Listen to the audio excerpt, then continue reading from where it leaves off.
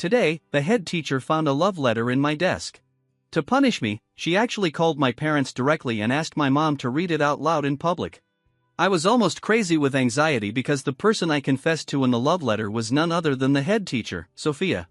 I tried desperately to stop all this, but my dad, standing beside me, thought it was embarrassing and firmly pressed my shoulders. My mom, standing on the podium, was so ashamed that she was trembling all over. Let's start.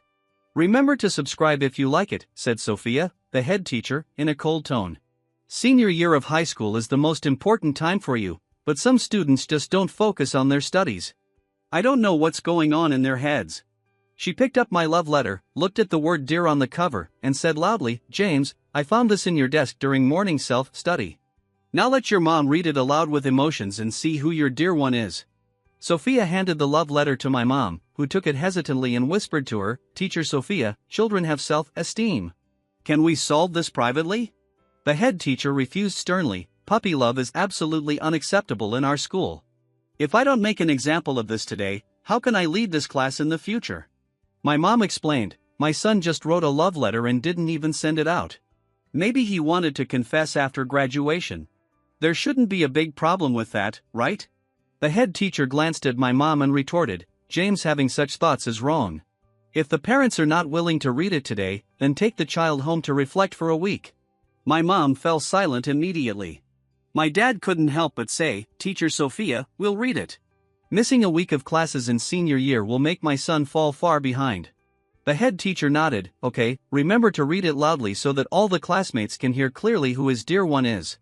My mom had no choice but to open the love letter and start reading. I still remember your gentle appearance.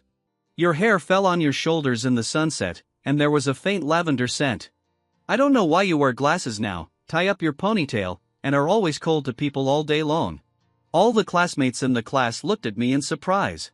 The head teacher pushed her glasses, flicked her ponytail, and sneered, it seems that the girl you like is quite self-aware.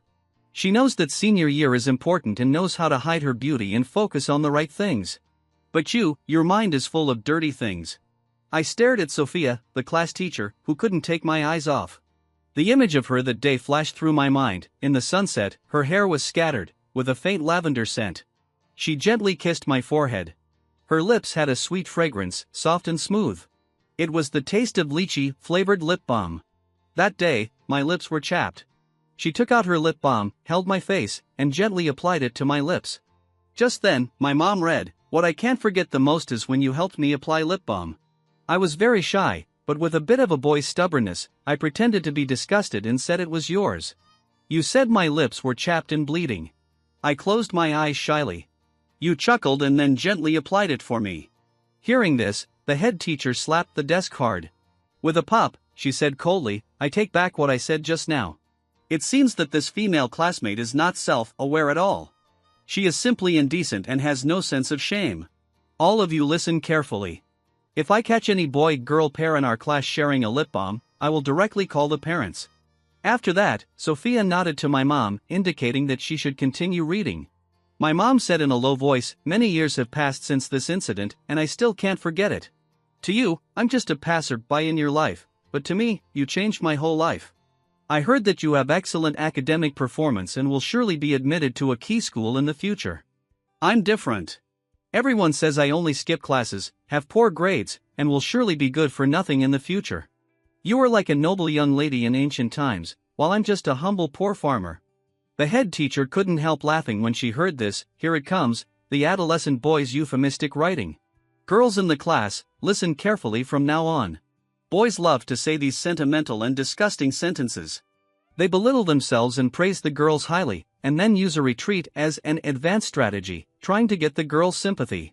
All the girls in the class nodded seriously and began to listen attentively. My mom was so angry that she was trembling all over. She continued to read, in order to follow your footsteps, I never skipped classes again. I got up at 2 o'clock every day to cook and make medicine for my mom.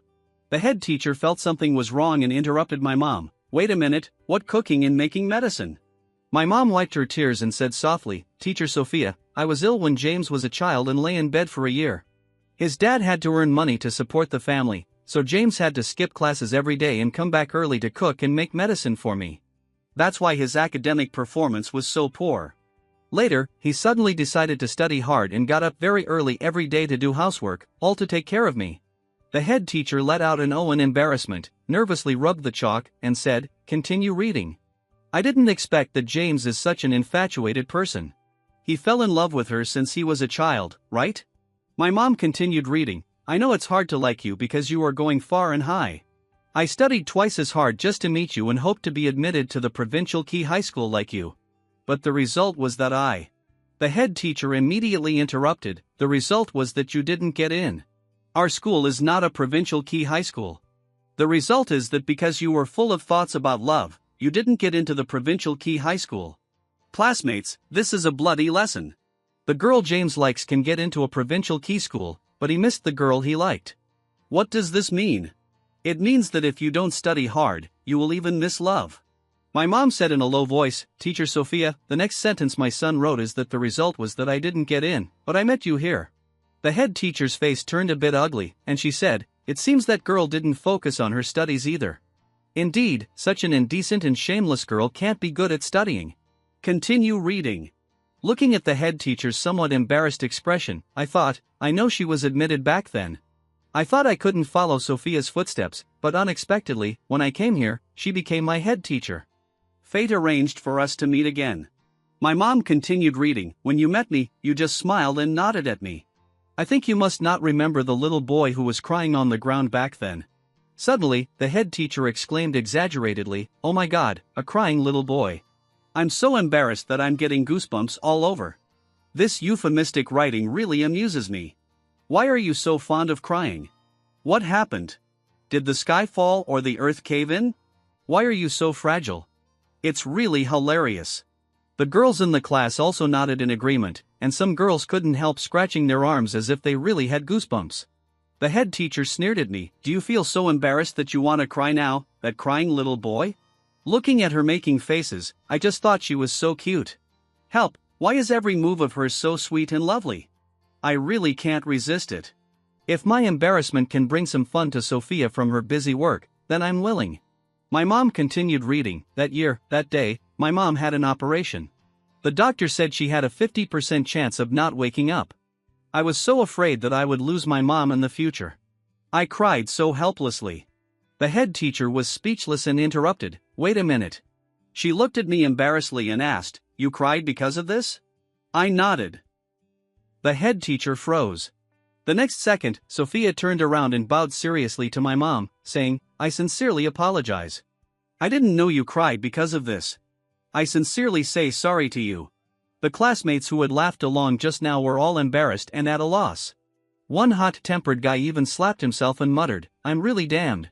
My mom also wiped her tears and continued reading the love letter. "When I was a child, I wasn't sure about this feeling. When you kissed my forehead, I thought it was just a beautiful picture staying in my heart. But when I met you, my heart was pounding. Everything around seemed to quiet down, and only the sound of my heartbeat could be heard. Your smile became slow motion and was imprinted in my mind. I realized that I really love you.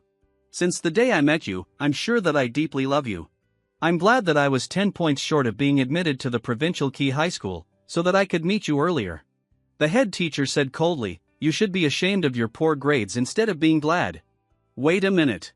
The head teacher then realized something was wrong and asked my mom, was he only 10 points short of the provincial key high school back then? My dad took the initiative to say, "Teacher Sophia, this is my fault. The 10 points the child missed were in the physical education exam. Just like the child said, our family are farmers. I'm just a construction worker. That day, I went out to repair a roof for someone and fell off the roof. My son had to carry me to find a doctor the day before the physical education high school entrance exam." The head teacher turned to my father and asked, "Can 10 points be bought?" My dad sighed and replied, "10 points cost tens of thousands of yuan. Our family is poor, and my son couldn't bear to spend the money." The head teacher was speechless. She walked back and forth on the podium with her hands behind her back, as if hesitating whether to let my mom continue reading.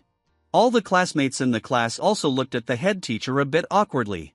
Finally, the head teacher said, "These moral characters are still okay.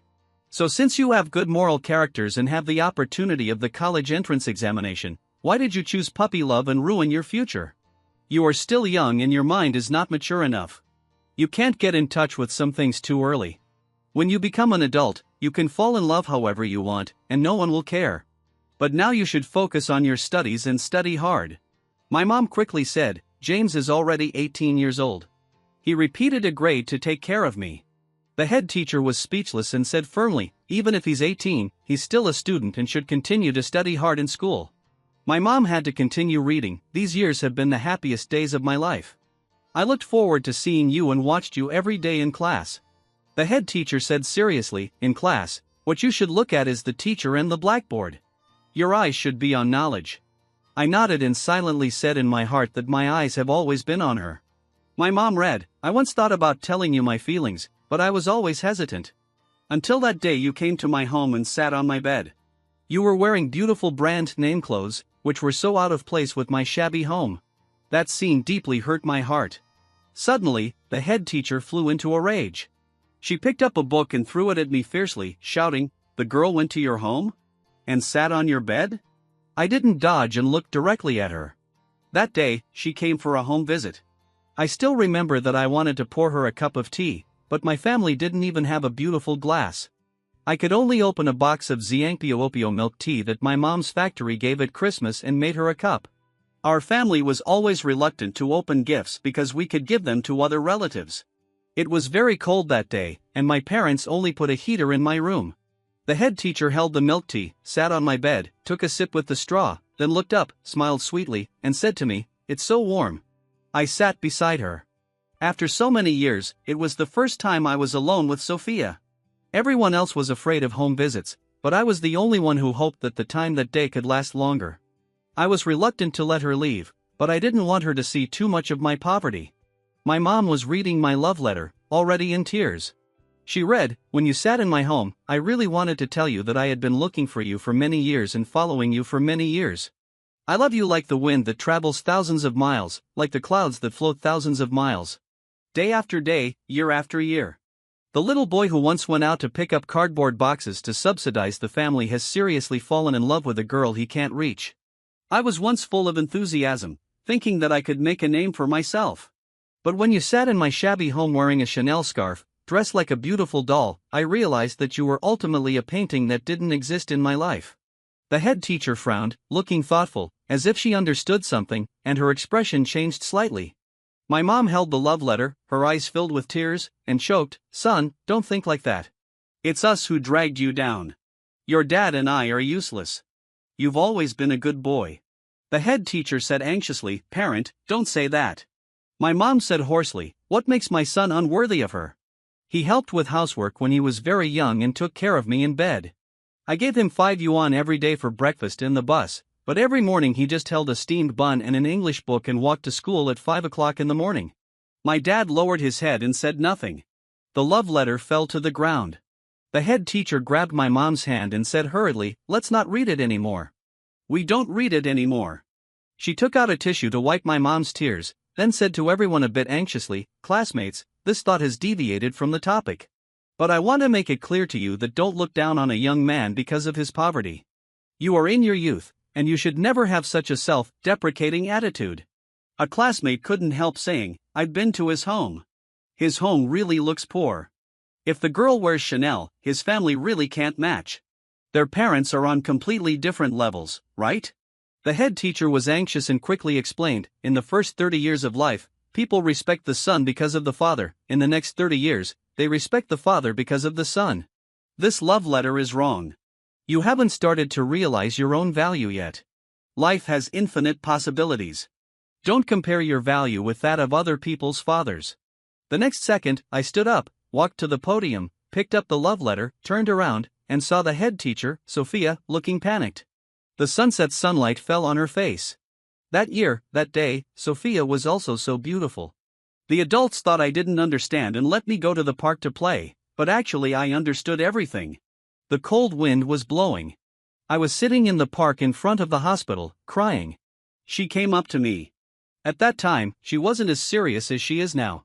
She was dressed very youthfully, with a shoulder bag, chewing bubbled gum. When I looked up, she blew a bubble and also handed me a piece of bubbled gum, saying, Kid, what are you crying for? I was young at that time and pointed at the hospital, crying that my mom was going to leave me. Sophia immediately understood what I meant, stroked my head, and said I was thinking nonsense. No one would be willing to leave with such a cute son. I still cried, and she squatted down and hugged me in her arms. When people are sad, they always long for a warm hug. I didn't dare to cry in front of adults. I knew that my dad was running around for my mom's illness and was always on edge every day. That day, I cried my heart out in the arms of a strange sister. She didn't say a word of comfort, just gently patted my back, just like my mom used to coax me when I was a child. I remember the way the sunset fell on her, her faint lavender scent, the temperature of her embrace, the taste of that lip balm, and I will always remember that when I stopped crying, she kissed my forehead and told me, "A boy can cry when he can't hold it in, and he's still a man after crying." I picked up the love letter, looked straight into her eyes. The head teacher gritted her teeth and asked, "James, what do you want to do?" I looked at her and replied, "I wrote this, so let me finish reading it." Sophia said anxiously, "Don't read it anymore. Teacher has understood. This love letter is about your feelings. Reading it like this will have a bad impact on you." I closed my eyes, then said resolutely, "It's okay, teacher. I don't care about other people's eyes anymore. Since I can't hide it, why should I hide it? It's better for me to be open-minded and face my heart." The head teacher interrupted in horror, "You can hide it. Why can't you hide it? Teacher already knows that you have good moral characters. Let's end this matter today. No one is allowed to mention it again, okay? Let's consider it a secret of our whole class." I shook my head and said, "No. Teacher Sophia, you taught us that we all must have the courage to face our mistakes and take responsibility for them. Avoidance doesn't necessarily mean you can escape, and facing them doesn't necessarily mean it's the most unbearable thing. Since I've made a mistake, I should be punished. Only in this way do I deserve the forgiveness of you and my classmates." The head teacher said, "No, no one is perfect. Everyone makes mistakes. Besides, we should judge by actions, not thoughts. Since you didn't even plan to send this love letter, it's an attempt, and an attempt doesn't count as a mistake. As long as you don't send this love letter, the teacher won't blame you." I shook my head again and said, "If I don't read it now, I won't have another chance later." The next second, I directly continued reading, "When you see this love letter, I've already packed my bags and left. Please allow me to say goodbye to you willfully. I won't be able to spend the last half year with you." The head teacher was about to stop me from reading, but when she heard this, she interrupted me with a puzzled look. "What do you mean? What do you mean by left?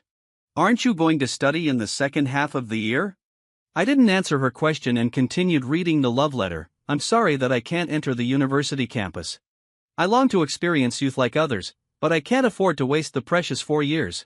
Especially 4 years later, when you're 28, those suitors around you will probably have become pillars of society, while I'll just be a green hand guy." The head teacher was speechless. The whole class was deathly silent, and everyone stared at me blankly. My mom stopped crying and looked at me in confusion, asking, "The girl you mentioned, she's 24 years old this year, 6 years older than you?" I replied, "Yeah." My mom then asked, "Isn't she in this school?" I replied, "Yeah." The head teacher quickly interjected, "Maybe she's a repeat student. This kid has repeated 6 grades. It's really improper. After you go back this time, I'll find out clearly and tell you who she is right away." My dad asked, "Teacher Sophia, how old are you this year?" The head teacher stammered, well, that." I walked over, stared straight into the head teacher's eyes, and said, "Teacher Sophia, don't you understand yet? The person I deeply love is you." Sophia was already a bit dizzy and almost fell. She quickly held onto the podium behind her. I put down the love letter, looked at her with a smile, and said, "2 years ago, you happily and blissfully told us that this was your first time being a head teacher, and you would do your best to lead us well.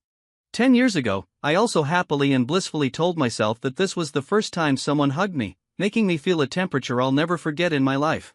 You may not remember the tenderness you casually showed back then, but I'm that silly, infatuated guy.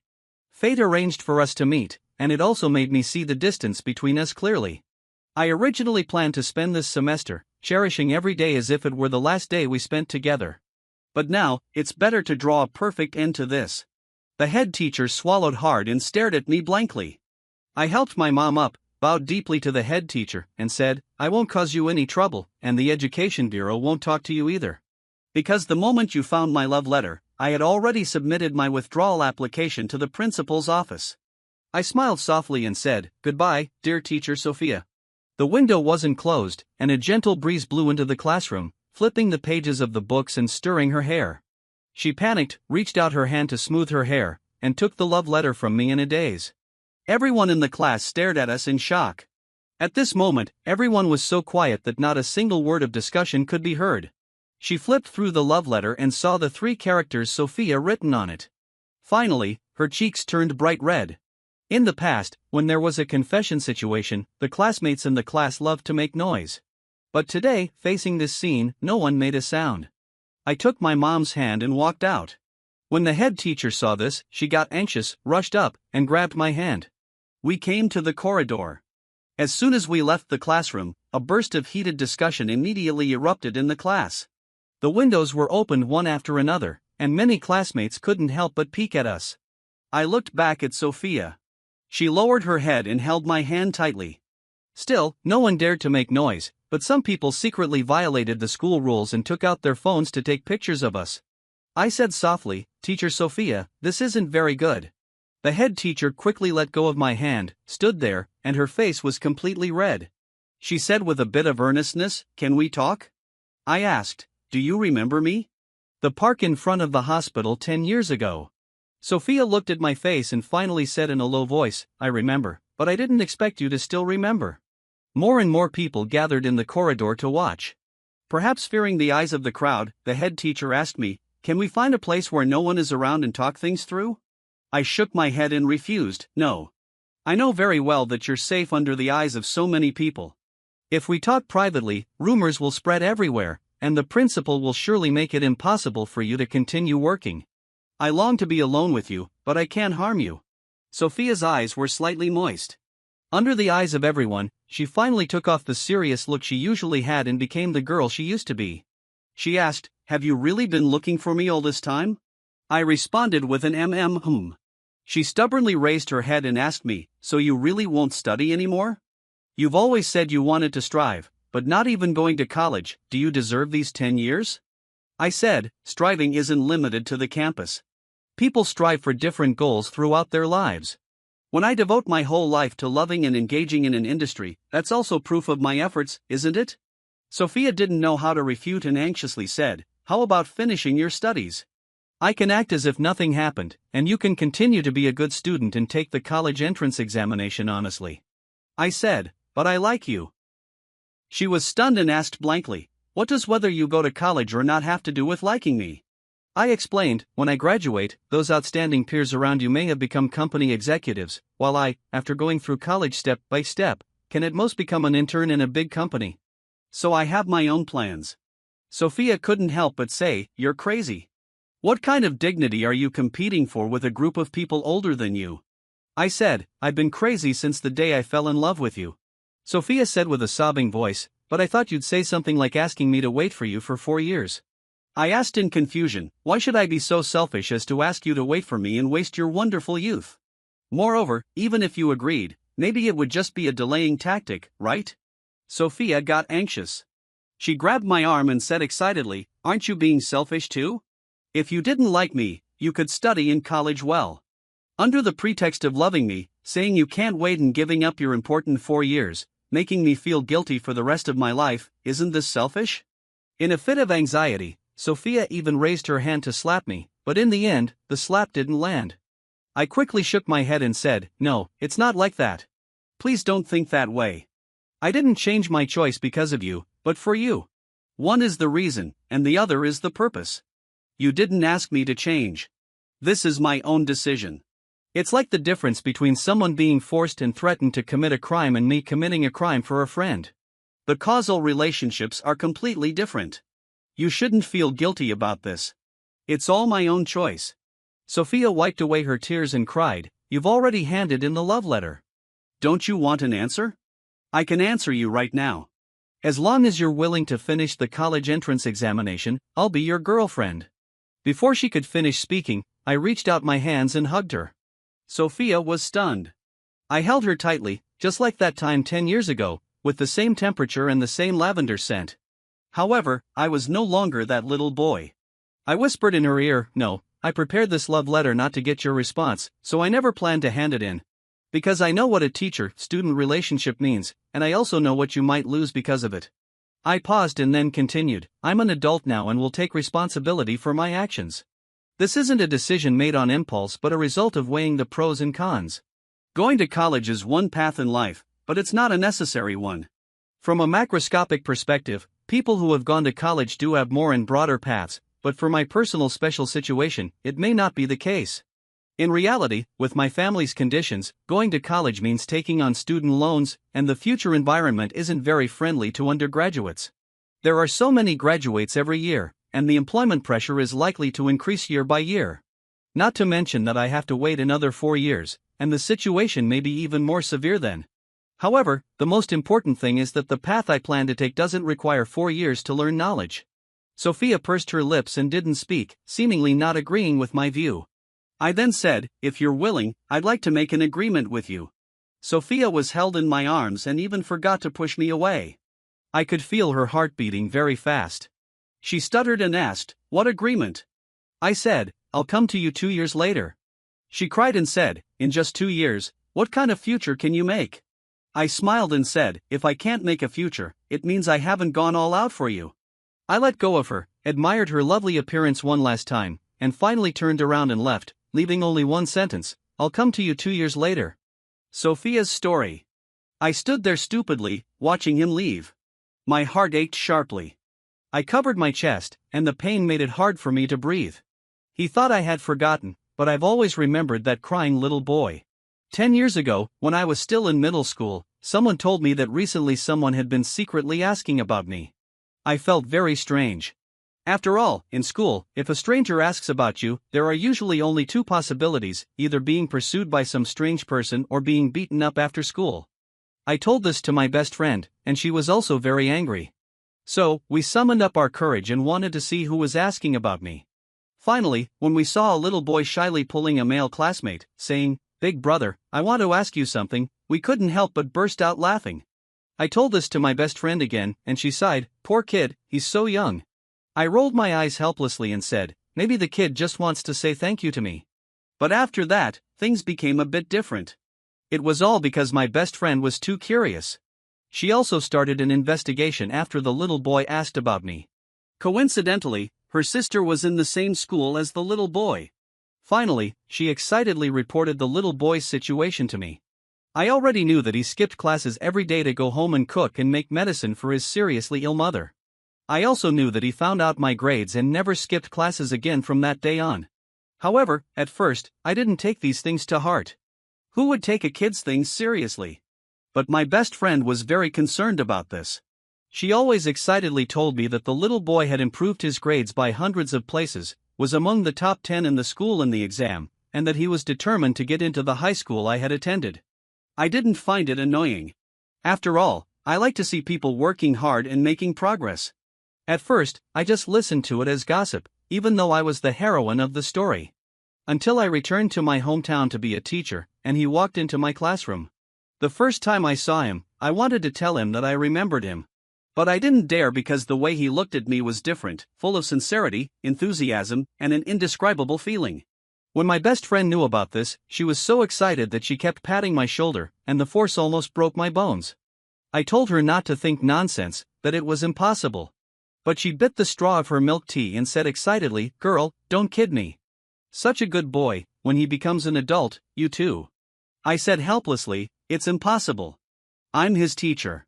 My best friend muttered, Then resign. Anyway, you were forced by your family to be a teacher step by step. You never wanted to be a teacher in the first place. I didn't know how to describe my feelings for him. For this little brother, I mostly admired him and didn't have other thoughts. I think any girl would admire a boy who works so hard like him. Until during the break inspection, I found his love letter. When I saw his decision to drop out of school, I was as anxious as an ant on a hot pan. I quickly discussed it with my best friend. After hearing this, she was also very shocked and said blankly, You really caused a disaster. I was almost on the verge of collapse and had no mood to listen to her jokes. Just thinking that this admirable little brother was going to give up his studies for me made me feel extremely guilty.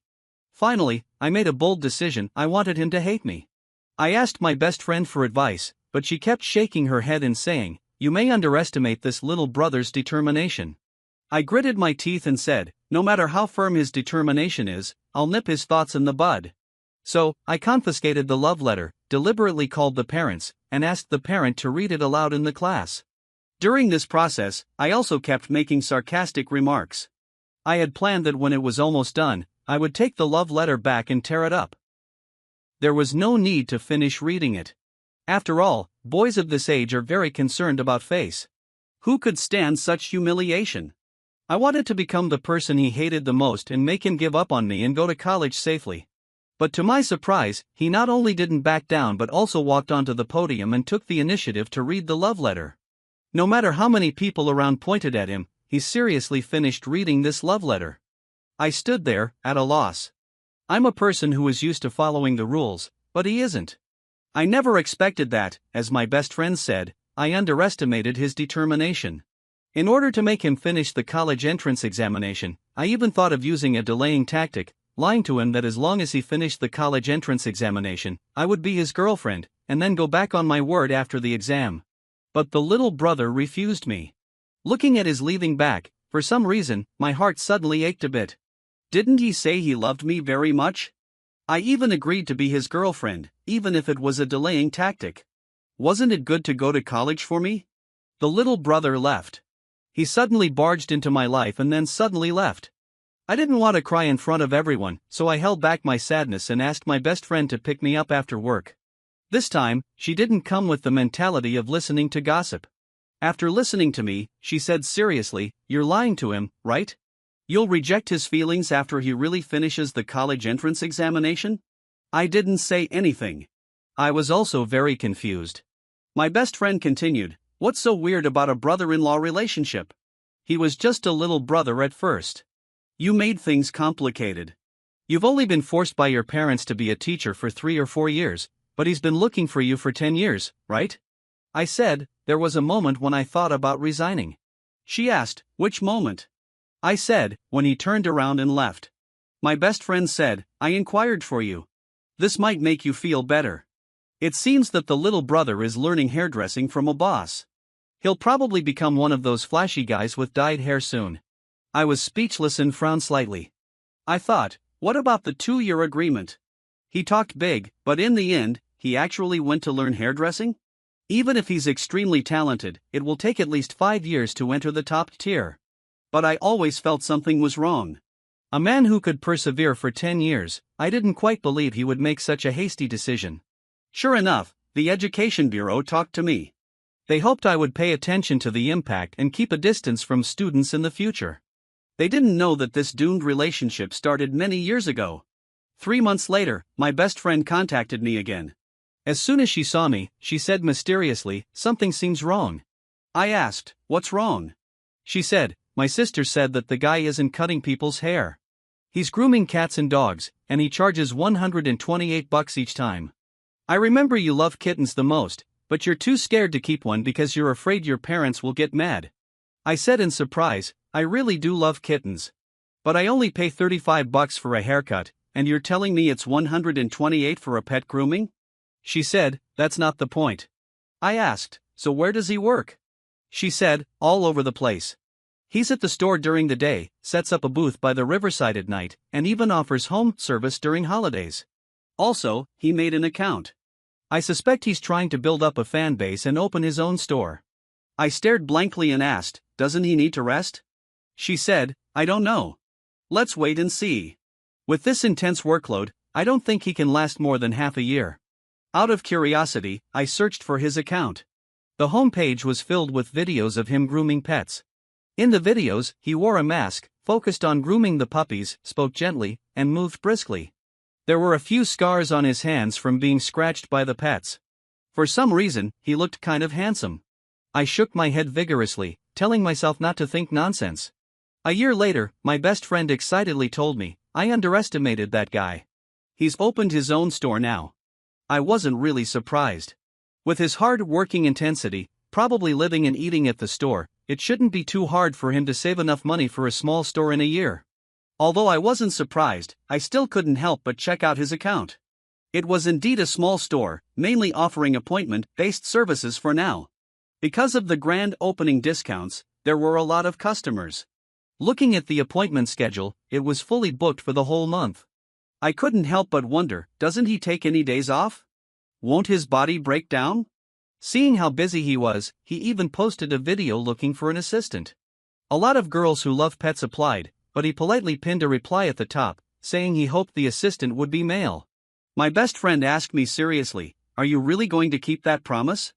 I asked, "What promise?" She said, "Are you really going to make him wait for 2 full years? You don't even like this job. He's been chasing after you for 11 years. If you had feelings for him back then, now is the time he needs your help the most. He's been paying the price for his stubbornness because of you. Why don't you be a bit impulsive just this once?" I said, "But my parents set me up on a blind date today. The guy seems decent. I'm thinking, maybe it would be better to just get married to someone my age in an ordinary way." She cursed, "Girl, are you out of your mind?" I looked at my best friend's message, not knowing how to respond. It's easy to say be impulsive once, but if I really did, we'd have to face public scrutiny for the rest of our lives. In the end, I decided to go on the blind date. The guy's conditions were really good. I put on some makeup carefully. Considering the blind date guy's income, I picked a dress with a little trick, creating a look that was 70% innocent and 30% alluring. After I finished my makeup, seeing that I didn't reply, my best friend couldn't help but send me a voice message, scolding, "Can't you be brave just once? Go do the job you really love and face the person who truly likes you." I ignored her and rushed out. I thought to myself, how can I be brave? The blind date guy has an annual income of $500,000. The guy's store is only booming because of the opening discounts. Who knows if it'll stay popular? The blind date guy's parents are both in the government-affiliated institutions, while the guy has to work 14 hours a day just to open his own store. The gap is too big. If I follow the normal path, I can have a good life, a great husband, good family conditions on both sides, and a decent job. But I don't know why. Driving my Wuling Hongguang Mini EV, I ended up heading towards the pet grooming store. The blind date guy sent me a message, asking where we should meet tonight. I replied with a sorry. I parked the car on the street outside the grooming store. It got dark, and I watched the guy busy in the store. From 6 to 8, from 8 to 10, and until 12 at night, the customers in the store finally left. He sat on the chair, exhausted, rubbing his shoulders. He was no longer as childish as before. He learned to put on hair wax, wore French-style work clothes, and with a mask on, he somehow had a charming and somewhat roguish look. I don't know why I sat in the car for so long. I'm usually a very rule-following person and have never done anything so impulsive. Maybe I should leave, I thought. He might have already regretted it. Just then, he took off his mask. Because of the cold and dry weather, he took out a lychee-flavored lip balm from his pocket. Looking at the familiar packaging and brand, for some reason, I got out of the car in a daze and pushed open the store door. The bell rang, and he quickly turned around and said, "Welcome." He was stunned, staring blankly at me, with the lip balm frozen by the side of his mouth. It's been 11 years. He's been the one taking the initiative to get closer all these years. I could have just waited, doing nothing, and see how his financial situation would be after he worked hard for another year. This was clearly the best choice for me. But in my mind, my best friend's words kept echoing, now is the year he needs help the most. I looked at the cat hair on the ground, feeling a bit awkward. I didn't dare to meet his eyes and said in a low voice, "I don't really like being a teacher. I saw you're hiring, and I wanted to ask about the salary." He put away the lip balm, stood up, and walked towards me. Only then did I notice that he was a bit taller than me. Maybe because of our previous relationship, I never paid attention to the height difference before. He said, "The turnover." I asked in confusion, "I'm asking about my salary." He looked into my eyes and said word by word, "Yeah, it's the turnover." I was a bit confused. At this moment, he pulled down the rolling door of the store. I stammered, "I just thought that if I really show up after you become successful in 2 years, would it make me seem like a snob? Don't get me wrong. I'm not saying I care about you that much. I'm just worried about my reputation." Suddenly, he cupped my face. I was startled, looking into his serious eyes, and panicked, thinking, is he going to kiss me? I got nervous immediately. But he just raised his hand and gently applied the lip balm to my lips, saying, "Your lips are chapped." The atmosphere suddenly became a bit awkward, and neither of us knew what to say. Finally, I said softly, that Chanel scarf was a fake, you dummy. After hearing my answer, he suddenly reached out his hand, trying to hold mine. I quickly stepped aside and said, no. His hand froze in mid-air, looking a bit at a loss. I stammered and explained, you can hold my hand after I finish the resignation process. He replied, okay.